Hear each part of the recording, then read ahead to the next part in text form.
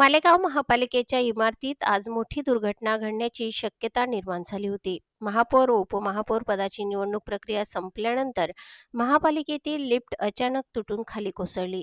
एकाच वेळी तब्बल 18 जण लिफ्टमध्ये घुसल्यामुळे लिफ्ट ओव्हरलोड झाली. यामुळे लिफ्टची वायर तुटून ही लिफ्ट चौथ्या मजल्यावरून थेट खाली कोसळली. मात्र सुदैवाने ही लिफ्ट दुसऱ्या मजल्यावर अडकल्याने मोठा अनर्थ टळला. जर लिफ्ट थेट तळमजल्यापर्यंत कोसळली असती तर जीवितहानी अटळ होती. या लिफ्टमध्ये विविध राजकीय पक्षांचे पदाधिकारी तसेच पत्रकार उपस्थित होते. ही बाब अधिक गंभीर मानली जात आहे. घटनेनंतर महापालिका परिसरात एकच खळबळ उडाली असून महापालिकेतील लिफ्टच्या देखभाल आणि सुरक्षिततेबाबत गंभीर प्रश्न उपस्थित केले जात आहेत. नागरिकांच्या सुरक्षेच्या दृष्टीने महापालिकेच्या निष्काळजीपणावर आता चौकशी होणार का, हा प्रश्न उपस्थित केला जात आहे. धुळ्याच्या जवळील फागणी शिवारात आज दुपारी एक खळबळजनक घटना उघडकीस आली आहे.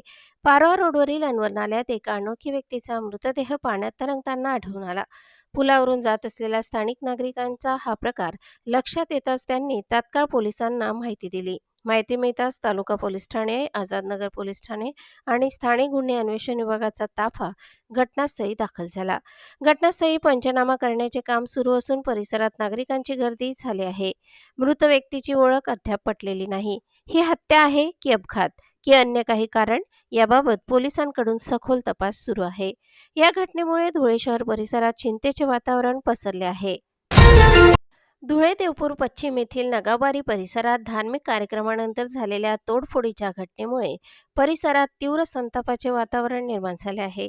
श्री विठ्ठल रुक्मिणी व संत सावता महाराज यांच्या प्राणप्रतिष्ठा, कीर्तन व होम हवन कार्यक्रमानंतर काही समाजकंटकांनी केलेल्या कृत्यामुळे नागरिकांच्या धार्मिक भावना दुखावल्याचा आरोप करण्यात आला आहे.